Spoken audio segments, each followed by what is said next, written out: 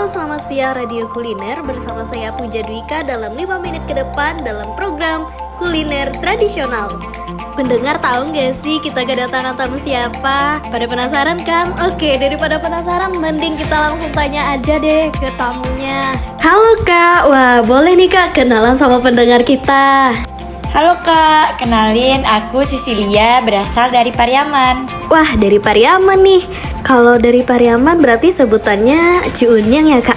Ngomong-ngomong soal Pariaman nih Kak, apa sih makanan tradisional yang belum banyak yang diketahui oleh masyarakat? Sebenarnya di Pariaman itu banyak sih Kak makanan-makanan khas tradisional yang gak banyak orang tahu. Orang-orang mungkin taunya kayak salalawak, raki kacang, terus ada sate Pariaman. Ada nih Kak satu kuliner yang jarang dibahas oleh orang lain. Itu namanya sambareh Kak. Wah, menarik nih. Jadi gimana sih Kak penjelasan dari sambareh itu? Kalau di daerah Pariaman ada namanya tradisi mendoa sambareh. Mendoa sambareh ini dilakukan pada bulan Rajab. Sambareh itu sebenarnya makanan tradisional yang biasanya dikenal sebagai serabi. Pasti teman-teman pendengar juga nggak asing nih dengan namanya serabi. Serabi itu adalah makanan yang terbuat dari tepung beras yang ditemani dengan campuran kuah yang terbuat dari gula aren. Tapi bagi masyarakat Pariaman, sambareh bukan sebagai camilan biasa nih Kak.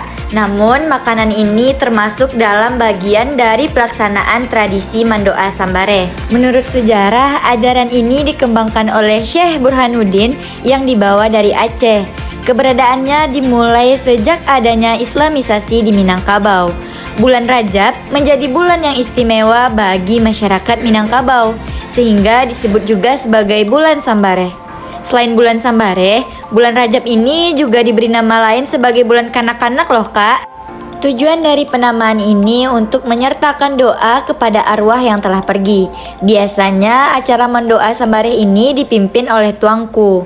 Oh gitu ya Kak. Kalau ngomong-ngomong soal mendoa sambareh, gimana sih rangkaian acara mendoa sambareh itu Kak? Jadi rangkaian acaranya tuh gini Kak. Biasanya acara mendoa sambareh ini dipimpin oleh tuanku. Jadi mendoa sambareh ini juga memiliki buku doa yang khusus yang dapat dibacakan ketika acara mendoa tersebut. Bagi masyarakat yang ingin melaksanakan acara mendoa sambareh ini, terlebih dahulu harus menyediakan sambareh di rumahnya. Selain sambareh, tuan rumah juga menyediakan makanan sebagaimana makanan pada umumnya, seperti nasi dan lauk pauk untuk disantap setelah acara mendoa. Setelah menyantap makanan tersebut, lalu tuan rumah menyuguhkan sambareh yang telah diisi kuah ke hadapan tuanku untuk dicicipi. Sebelum tuanku pulang, tuan rumah juga memberi sedekah serta membungkuskan sambareh untuk dibawa pulang. Sedekah di sini dipercayai untuk tabungan akhirat dan agar doa yang kita sampaikan tadi tersampai kepada arwah-arwah yang telah kita doakan tadi. Nah, jadi Kak, kalau ada orang yang melaksanakan kegiatan sambareh ini, bisa loh Kak satu kampung dibagi-bagiin sambareh tersebut. Widih, asik juga ya jadi orang Pariaman. Nah, ngomong-ngomong soal kuliner ya yang kita bahas, ada nggak sih kuliner lain yang perlu kita bahas mumpung Ciunyang kita masih ada di sini? Kalau Kakak masih kepo dengan makanan khas Pariaman lainnya, ada nih Kak tempat yang menarik dan terkenal di Pariaman, yaitu adalah Pondok Nasi Sek yang banyak terletak di sepanjang pantai ini. Waduh, jadi salpok nih sama namanya nasi sek.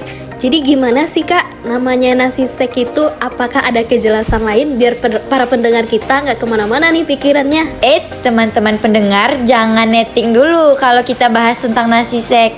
Kalau di Pariaman, nasi sek itu ada kepanjangannya loh. Nasi sek di Pariaman artinya nasi 100 kenyang.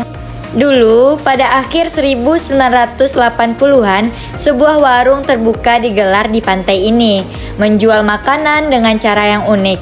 Nasi disuguhkan dengan dibungkus daun pisang seukuran kepalan anak 10 tahun.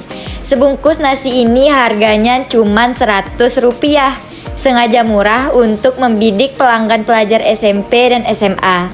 Namun kini sekepal nasi ini harganya tentu tak Rp100. Tapi karena sudah dari dulu namanya nasi sek, sampai sekarang masih dinamakan nasi sek. Warung nasi sek ini umumnya menunya sama. Menu andalan adalah nasi sek, salad ikan, salad cumi-cumi, urap, dan sambal lado tomat. 4 sekawan ini harus ada di setiap warung. Untuk minuman tersedia kelapa muda dan berbagai jus buah. Nah, jadi begitu Kak cerita tentang kepanjangan nasi sek itu. Wah, begitu ya Kak ceritanya, mulai dari sembare sampai ke nasi sek ini menjadi perhatian sehingga membuat kita para pendengar menjadi tergiur ya Kak. Kalau kakaknya dan teman-teman pendengar kepo dan tergiur, kayaknya harus langsung ke Pariaman deh Kak. Cobain sambare sama nasi sek dan makanan khas tradisional Pariaman lainnya. Oke, bagi sobat pendengar yang tergiur dengan makanan tradisional Pariaman tadi, bisa dimasukin ke wishlistnya. Oke, kayaknya udah 5 menit aku nemenin kalian, waktunya aku pamit. See you, bye-bye. Assalamualaikum warahmatullahi wabarakatuh.